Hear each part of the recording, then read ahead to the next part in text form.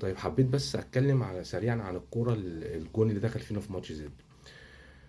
طبعا انت لو الجون جه من كورنر، فطبعا انت لو بصيت على اللعيبه اللي واقفه في ال 18، لعيبه الزمالك، هتلاقي كل اللعيبه واقفه على بص على الكوره بعينيها، كل اللعيبه بص على الكوره.